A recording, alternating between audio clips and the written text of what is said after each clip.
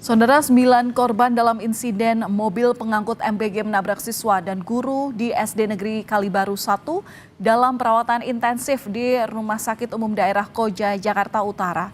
Sementara di proses hukumnya terkait insiden ini masih terus berjalan.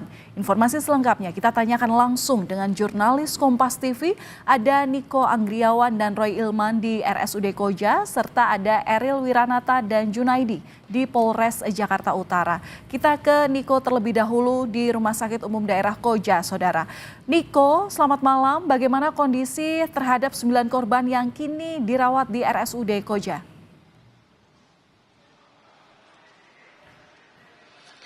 Ya, selamat malam Valen dan juga saudara. 9 orang saat ini masih dilakukan perawatan intensif dengan mengalami luka berat di RSUD Koja, Jakarta Utara.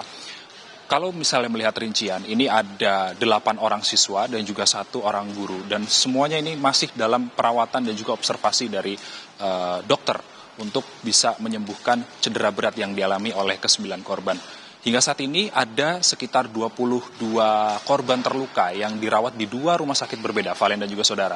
Di antaranya ini ada 3 orang yang saat ini masih dirawat jalan di Rumah Sakit Umum Daerah Cilincing, lalu kemudian ada 9 di RSUD Koja, Jakarta Utara, tempat saya melaporkan saat ini. Di RSUD Koja, Jakarta Utara sendiri sempat mendapatkan atensi, Valen dan juga saudara, dari beberapa tokoh. Di antaranya ini ada Wapres Gibran Rakabuming Raka, lalu kemudian ada Wakil Gubernur Rano Karno, dan kemudian ada Kepala Badan Gizi Nasional atau BGN, Dadan Hindayana. Dan ada beberapa statement, Valen dan juga saudara, berdasarkan dari Wakil Gubernur DKI Jakarta, Rano Karno, ini menyatakan bahwa nantinya Pemprov DKI ini akan menanggung seluruh biaya perawatan korban hingga korban sembuh, baik itu mulai dari perawatan rumah sakit hingga perawatan setelah di rumah sakit. Lalu kemudian berdasarkan keterangan dari Kepala Badan Gizi Nasional, Dadan Hindayana, pada tadi sore ini menyatakan bahwa ini adalah kelalaian yang dilakukan oleh pihak SPPG, lalu kemudian Dadan akan memastikan seluruh proses perekrutan pegawai termasuk sopir di SPPG ini nantinya akan dievaluasi lebih lanjut.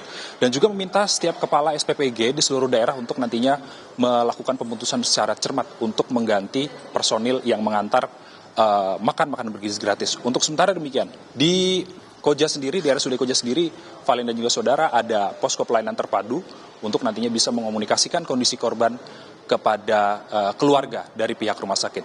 Valen. Baik, dari RSUD Koja, selanjutnya kita ke Polres Metro Jakarta Utara, ada Eril Wiranata di sana. Eril, polisi bilang kasus ini sudah naik ke tahap penyidikan. Nah, kapan penetapan tersangkanya?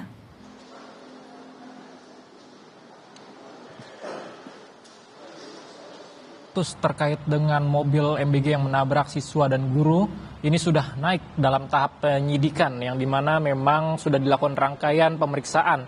Namun walaupun dengan adanya penyidikan hingga saat ini dari polisi masih belum menetapkan terkait dengan status tersangka. Yang dimana memang informasi yang kami dapatkan, polisi masih menggali, mendalami terkait dengan bukti-bukti yang ada. Yang dimana juga sebelumnya dikatakan bahwa untuk salah satu alat buktinya adalah mobil membawa distribusi MBG tersebut sudah dibawa di Polres Jakarta Utara yang nantinya juga ini akan dilakukan pemeriksaan.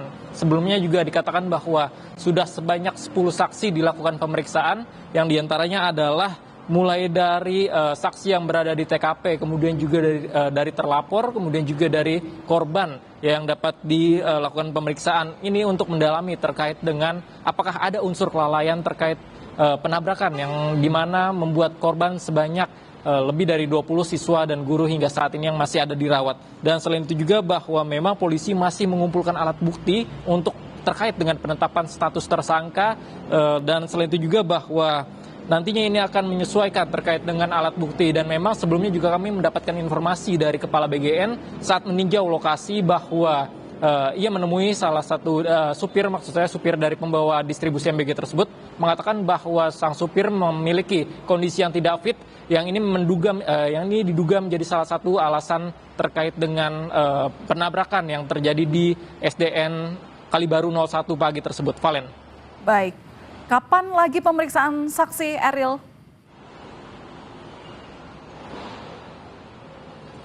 Ya, Valen, dari polisi mengatakan bahwa hingga saat ini masih melakukan pendalaman, Valen, yang dimana memang ini akan terus dilakukan hingga esok hari, tentu saja untuk melakukan penggalian informasi terkait dari saksi-saksi, kemudian juga untuk menetapkan tersangka. Dan tentu, Valen, kita akan tunggu terkait dengan hasil pemeriksaan ini, yang dimana masih melakukan pengumpulan bukti dan untuk penetapan tersangka.